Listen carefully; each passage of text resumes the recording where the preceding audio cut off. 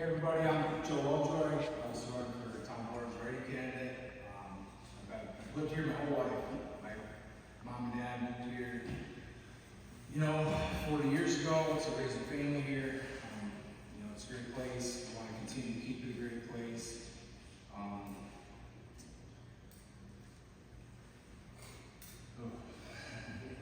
We really need to just circle the wagon of the town, try to bring our community back together.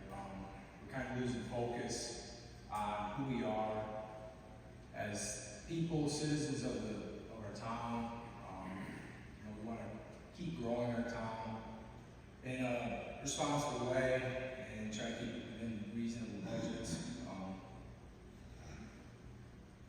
We are bipartisan, so we're trying to keep the politics aside. Keep your national politics aside. This is a local government. It really shouldn't have anything to do with national politics. We just want to get you up and vote. We've been going door to door. We've been having really good results and conversations with some of the folks. Trying to answer the questions and whatnot. So, if you guys, we need help trying to, spread the word and whatnot.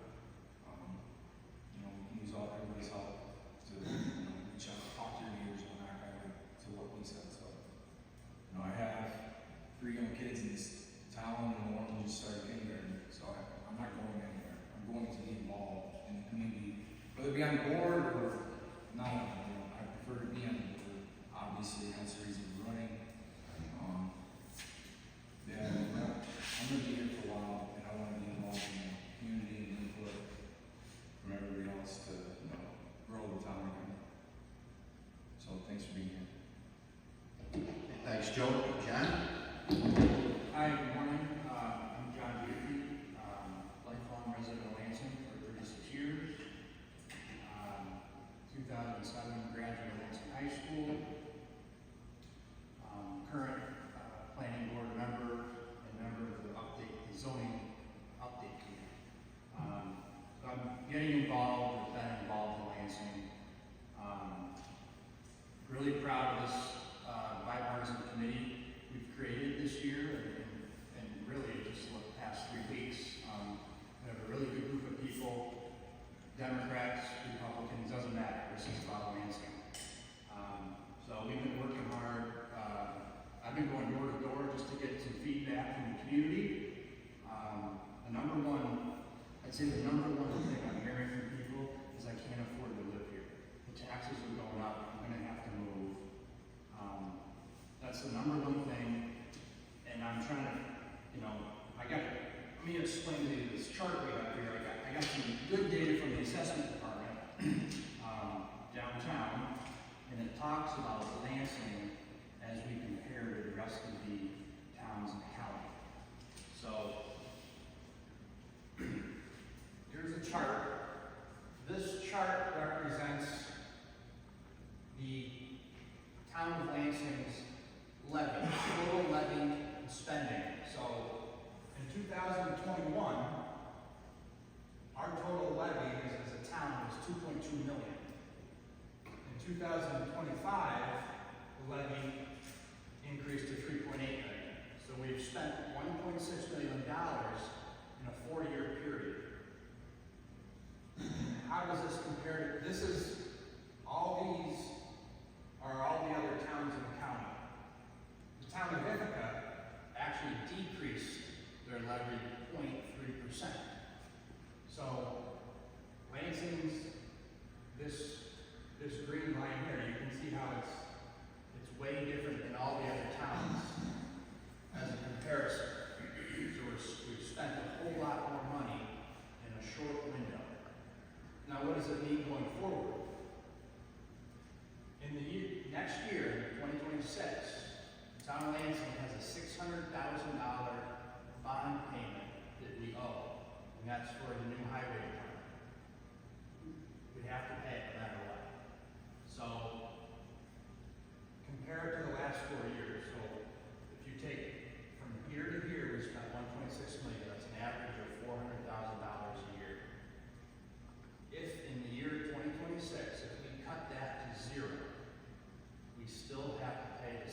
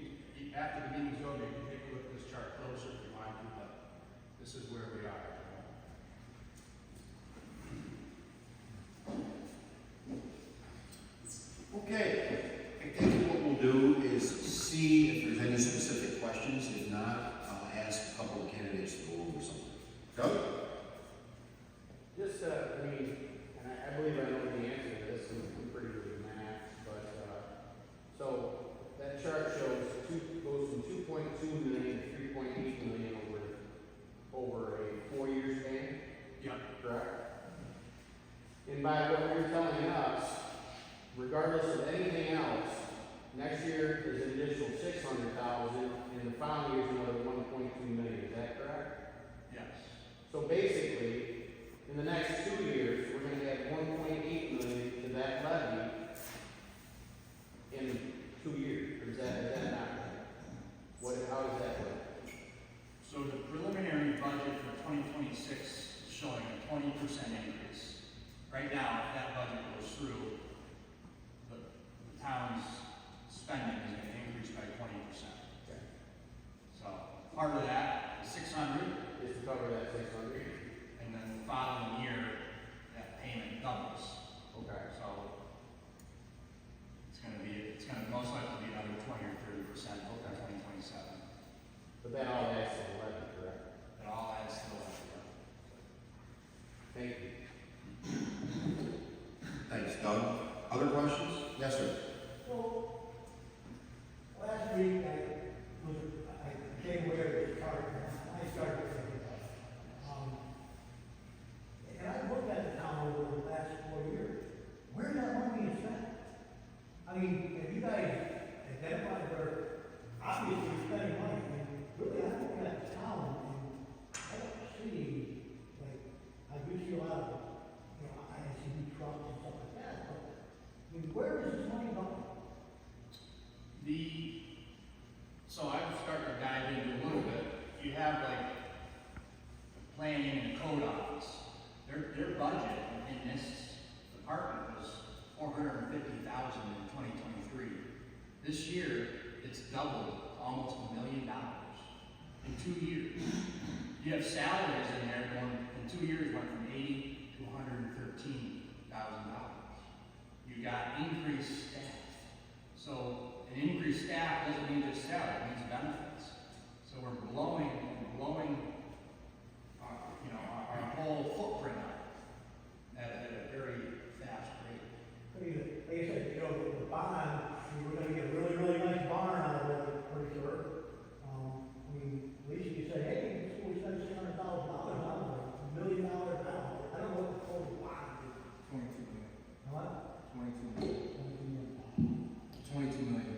Yeah, so, I mean, you got a big bond for $22 million, but, I mean, I don't, in the last 4 years, I haven't seen anything different. That's kind of like what John's saying to your question and stuff. It's kind of like we want to bring our knowledge of business to the town board and really decipher the difference between wants and needs. We have cornel cutbacks. This moratorium that they're trying to pass, and that's going to really hinder small business growth and tax revenue.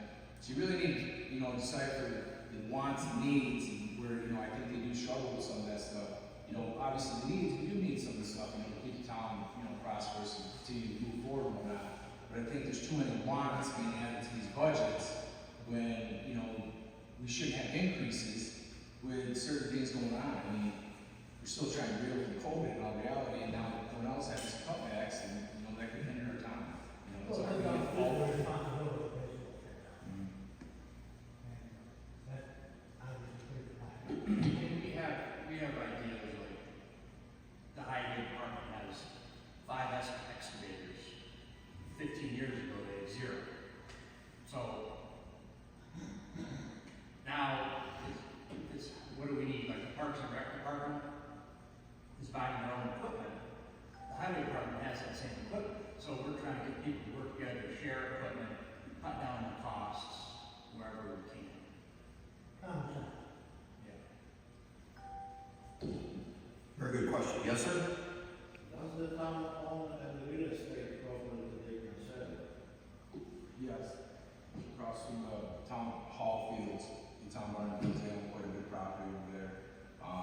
We've mentioned that to a couple board members, and they don't really have any plans or responses to, potential growth over there. So, that's something that we would like to obviously bring and discuss and try to make forward. And what's the interest of that bond? Can it be recovered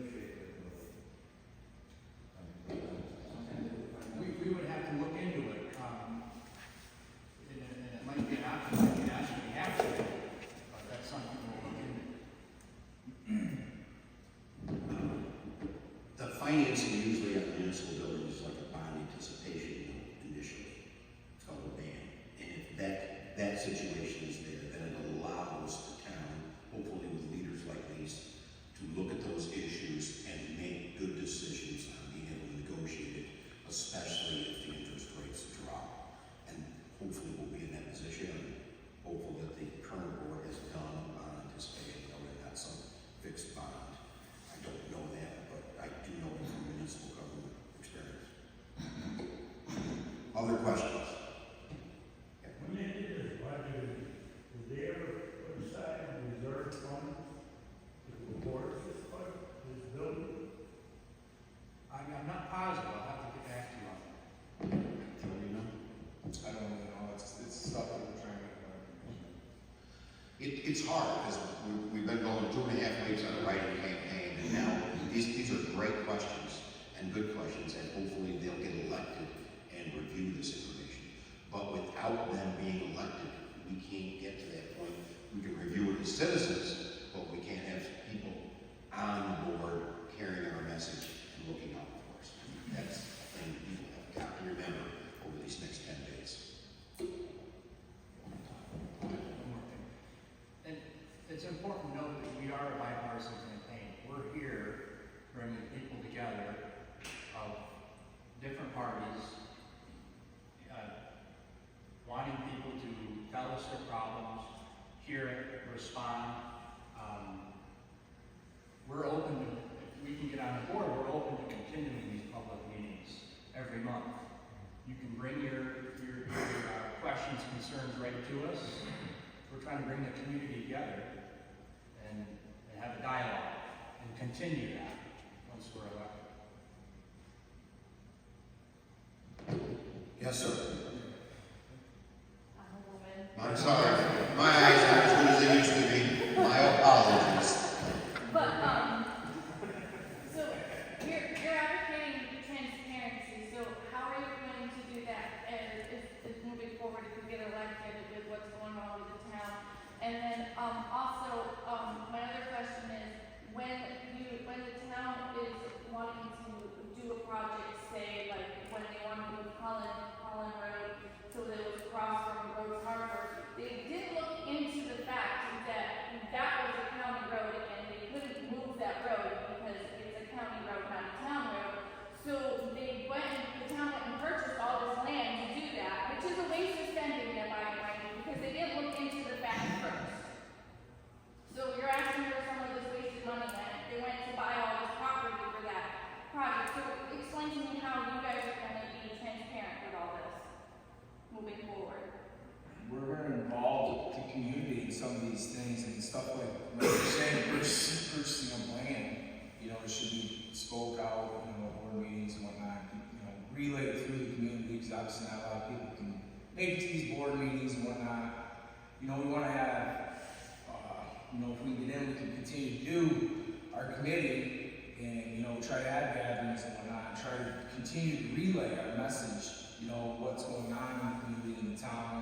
And, we've brought up trying to put board meetings on the sign at the ball fields to keep people informed on some of these.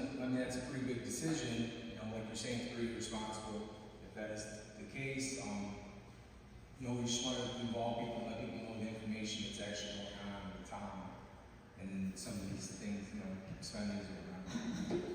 John? And like Joe said, that's a great idea. We're going to use for all public hearings going forward, we're going to use the lighted sign by the baseball field, soccer field, right in Lansing, post public hearings, and it's not going to be for 7 days, a minimum. It's going to be for 30, 60, 90. It's going to be for a long period of time because we want feedback. The first public hearing for the moratorium, the town residents were only given 7 days of notification for the public hearing. Many people did not know about it. So, as a member of the planning board and the zoning committee and the business committee, no one said a word to me. So, it wasn't very transparent at all. We're going to try to change that. We're going to give a long period of time for public feedback. We want your comments. We want to be able to respond to you.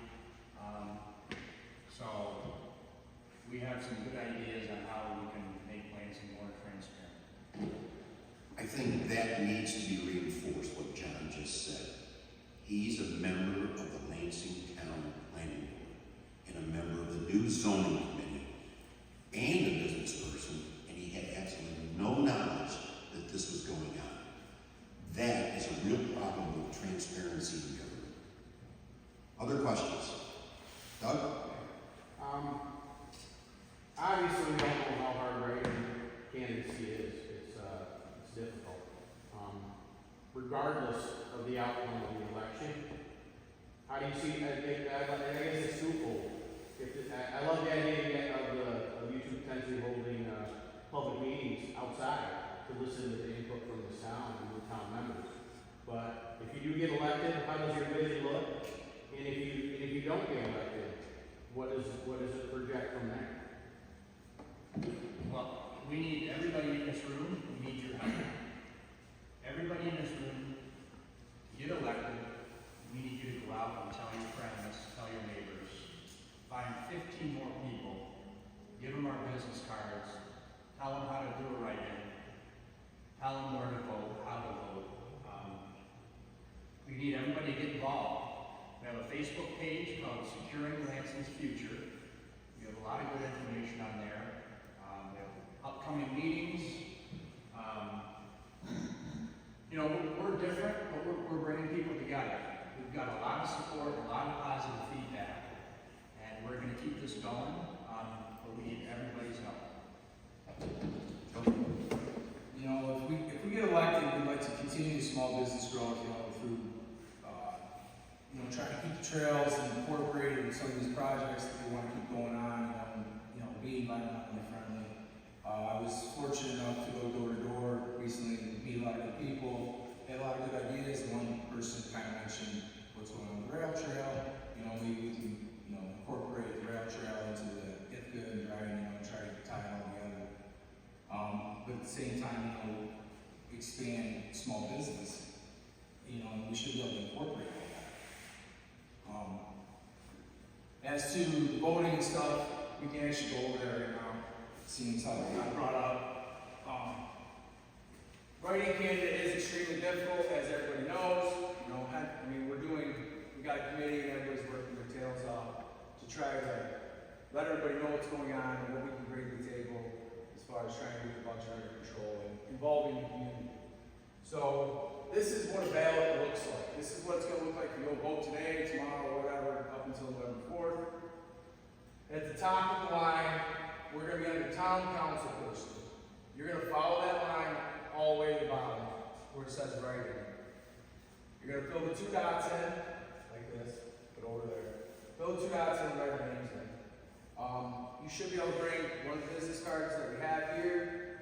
If you need it to go up to the booth, make sure you're filling it out properly and whatnot.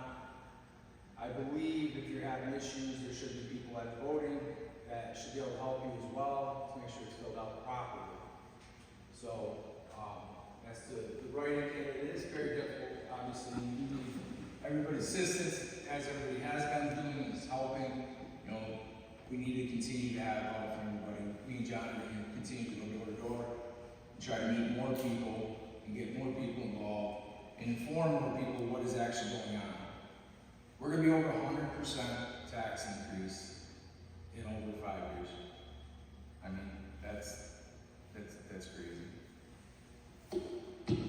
Yes, sir. On the ballot, so we got the 2 incumbents, and then we write your name in.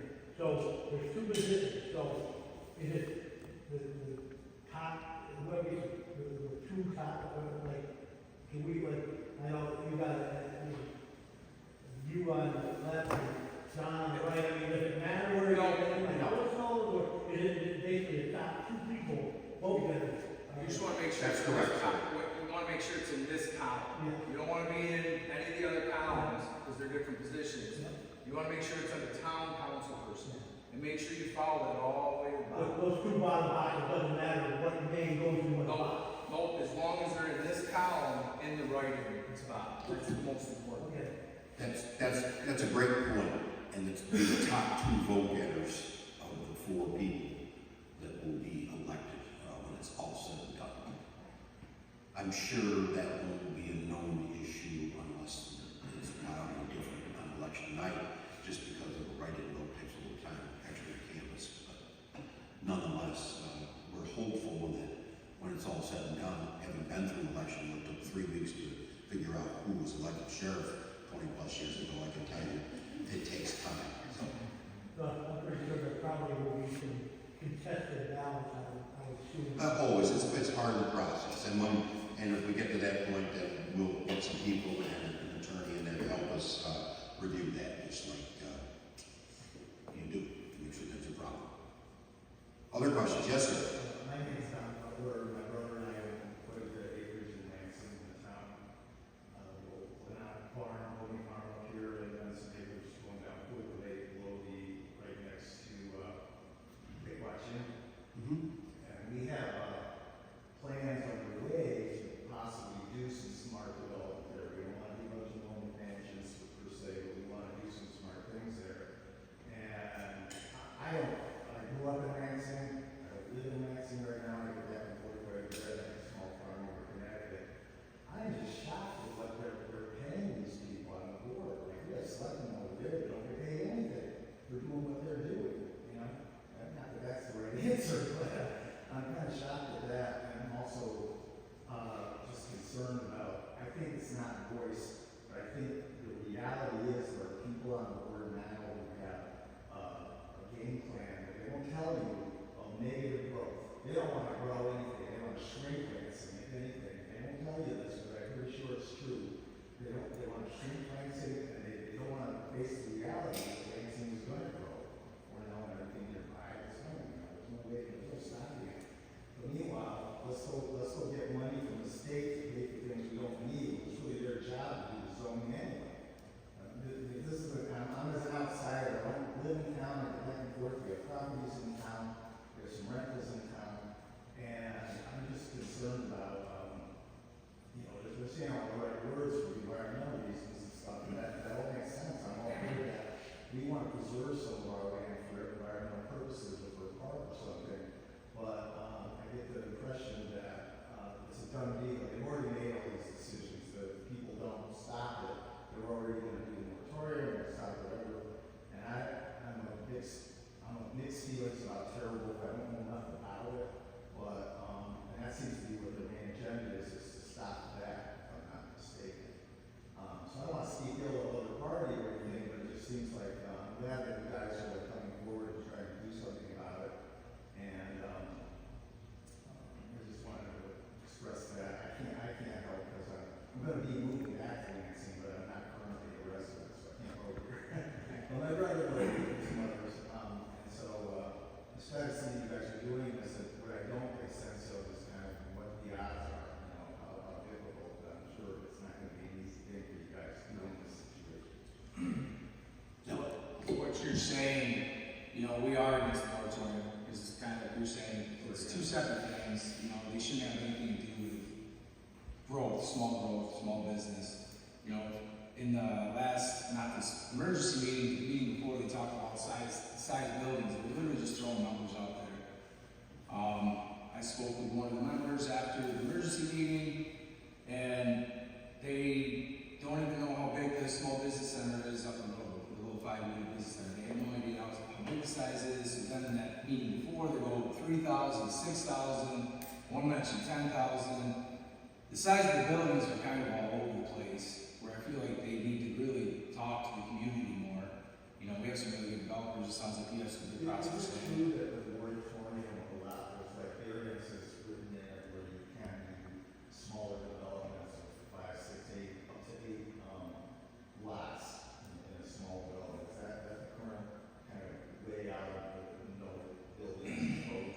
That is something that was in there, but why? There's not a whole lot going on in Lansing as it is, so why do we even need to slow any of this down? Why can't we just continue to work with one another and, keep moving forward and, have some kind of tax revenue? I know they got a couple good projects in the way. Well, I spent time in the business world, and I was shocked at reading that thing. It's like clearly a legal brief. You can't hardly read through it without, this is all being prepared for a court case. That's what I see there. They put it together in 7 days. And who So- wrote it? That's what I like to know. I know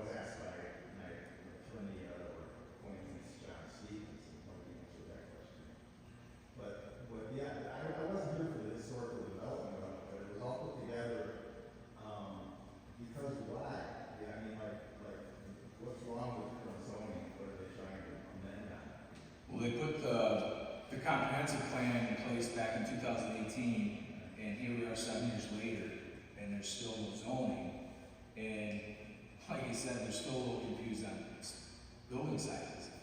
So I'm a builder, you know, and I talk to a lot of builders, and a lot of builders, they have issues with even building units right now. You know, they have a lot of resistance. The code department, you know, try to get theirs.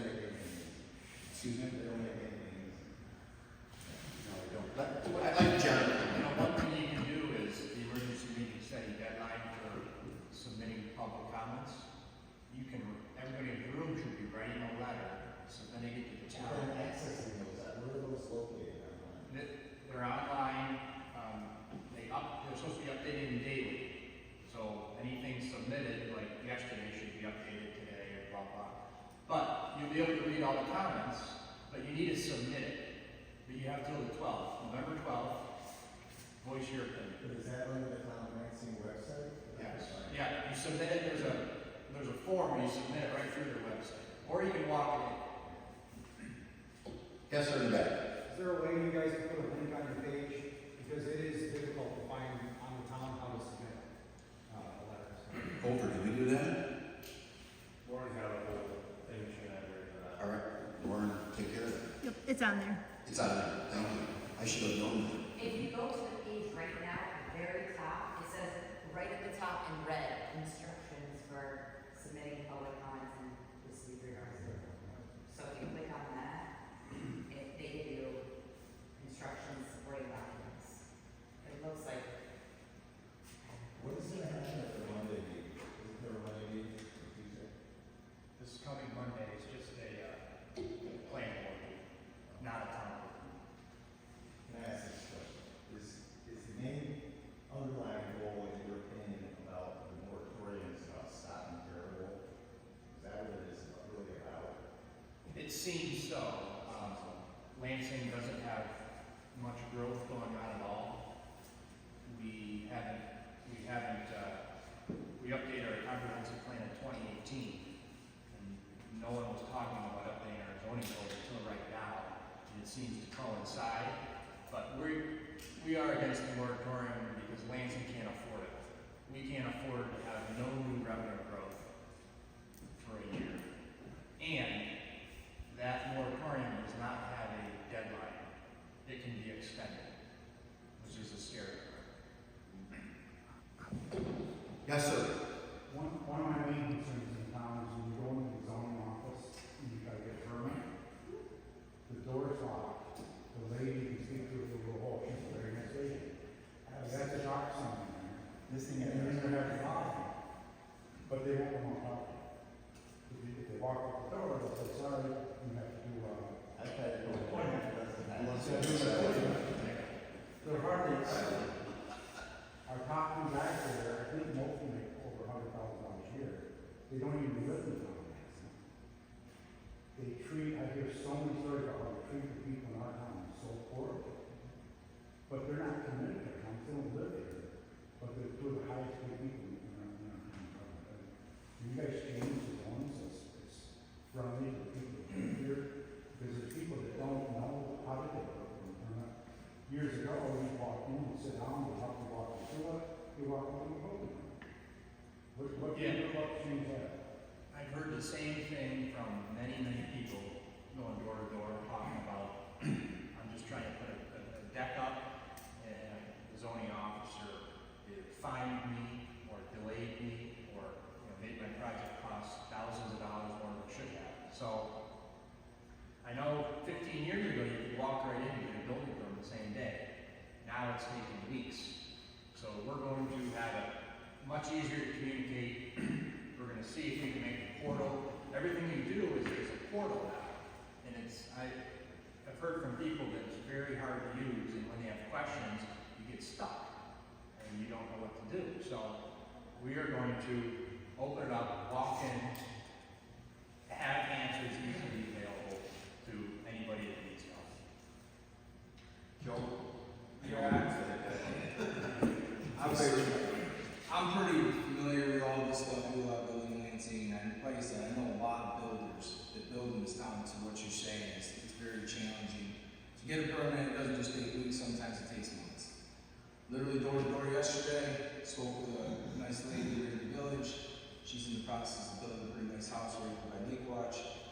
And it took upwards to 3 months. The builder literally told her that they were gonna help with the permit. After 2 weeks, they're like, you're gonna have to take the permit, I can't do this. We, you know, as me as a contractor, I think I can bring to the table. We can simplify this building department. It should not be this challenging. I don't know anybody that has these challenges outside of Lansing. I've worked with many other municipalities, many other code departments, and they shouldn't be this challenging.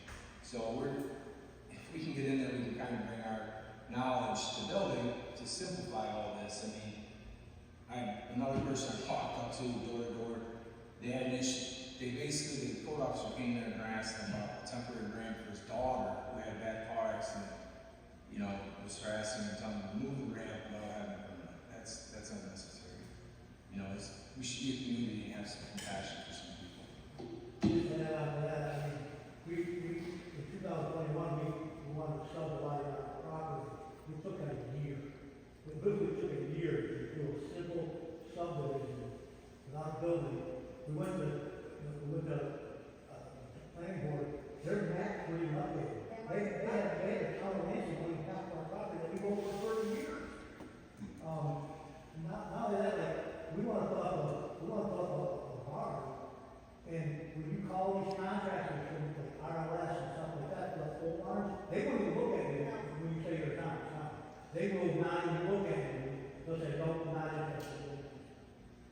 That's a problem. It is a problem, and we've all experienced that. Every single one of us, I built a new house 2 years ago and bought a shed that exceeded the maximum square foot and get a permit, and it was nothing short of a nasty nightmare, 3 or 4 weeks to take care of it. So they are extremely aware of it. Both of them are business people and deal with it, and they intend to review that. Here's the result of everything we're talking about. The result is people go to other towns. We lose revenue. People give up. They say it's easier to do a business, it's easier to build a house and drive anywhere but Lansing. So we're losing out, and based on the charts, we can't afford it. We can't afford to be that hard to deal with. We need to encourage growth. You know, and growth comes through, a lot of the growth in tax revenue comes through building. Whether it be houses, small commercial business, we need to make that more friendly. It shouldn't, to what you're saying, it shouldn't be as difficult as it is right now. Just try to hold people accountable. Other questions? Ed? You touched on a lot of different subjects here. I'll just concentrate on one you just mentioned, growth. I'm a former town supervisor, amongst other 30 years. And one of the strategies we had was to increase growth. Because if you don't grow your tax base, not only does it hurt your town taxes, it hurts your county taxes, which is about 26%. It hurts your school taxes, about 67%. It hurts your fire protection, which is 2%. It hurts your library, which is 1%. Not to mention, in the village, you have additional tax on top of that. I don't know if they do fire protection also or not for the library, but there is for taxes. The point is that you need growth. You need growth. And when I came on board, it was Lansing is open for business. That was the attitude. And we worked with the developer to build solar units. We worked with the village of Lansing to get the transmission lines available so we could use that capacity. We worked with the mayor of Cuba Heights to make sure that we had enough sewer units so they could expand on an 8-unit project, tearing down for 18 units on the same footprint. Environment friendly, and also we brought in people who buy things and sales tax. The sales tax is up to 1.5 million. The builders were so uncomfortable. They had phase 2 planned for 180 acres. This is a conversation I had with one of the developers recently. They moved to Drive. And they originally moved from Drive to Lansing because we were business friendly. Now we're close to business, apparently, from what people are telling me. I mean, you can cut and look at these expenses with a sharp pencil, and that's fine. Because we all go through transitions, we all go through evaluations. The problem also is that if you don't have growth, you grow what you got. You can look at Groton, and you see how they are running basically. Smithville and Love, and those other businesses there. And what happens is that the people who live there can't afford to live there anymore, and the character of the town is different. And everyone else is either moving to a different county or moving out of the state entirely. So your whole dynamics of your town changes.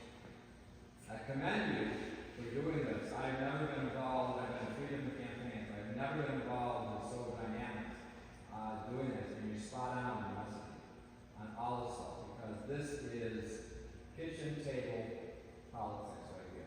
These are kitchen table concerns. And I commend you not only for doing this, but having the will to continue this. These Facebook posts are extremely informative. And it's one way that you can circumvent not being able to go on a website or something else and say, here it is. So keep up the good work, and we wish you nothing but the best. Thanks, I appreciate it. Doug Wolf. Mainly down here, Joe too as well. Clearly our zoning and planning department has increased salaries, added positions.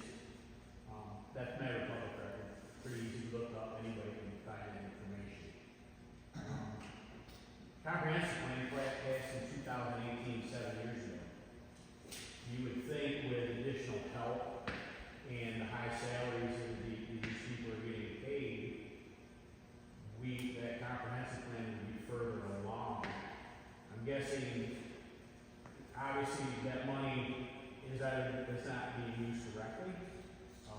Why do we keep adding more positions and getting nothing done, I guess is my question. And how would we aim to change that if elected?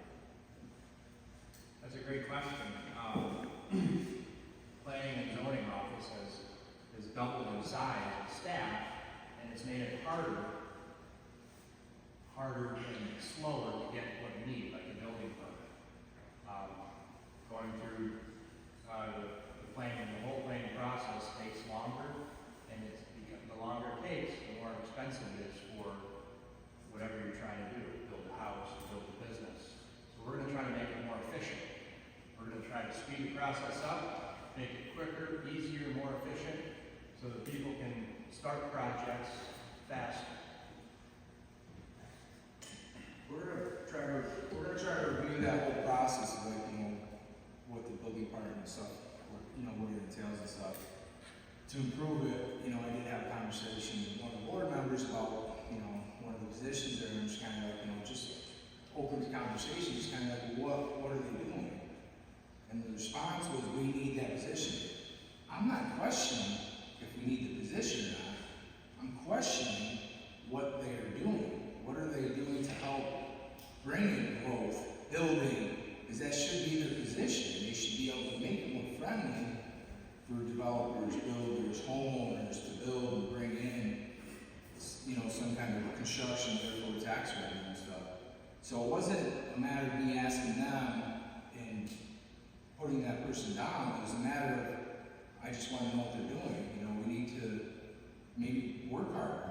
We really need, to thrive as a business, you need to work hard. You can't just sit back and hope for the best. You gotta work hard and, drive some of this stuff home and try to push some certain things, for growth and whatnot. So that was the biggest thing for me, is just trying to like hold the department accountable. One more, yes, sir. So, you say you're going door to door. Are you getting an idea of what the pulse of the town is? I know in my circle, and who I reach out to, they're really fired up about this. But, going to door, maybe the people that don't vote that often, or they don't vote at all, are you getting any kind of feedback from them, or that people are overall fired up to the point where we're going to get a real good turnout for voting? Yeah, I've had a lot of positive experiences, a lot of momentum. A lot of people have heard about us. They're watching our Facebook, Securing Lansing's Future. They're getting involved. We still need to spread that message. People can take our business cards and pass them out, show people how to do it right. But going forward, we want to stress that, we don't want any negativity. These are all good people. we just have different views. So we want to stay very positive, no personal attacks, we just want to keep spreading our message because it's really resonating. Joe, anything to add to that? Yeah, just try to continue to work, let's all continue to work together and not really try to attack anybody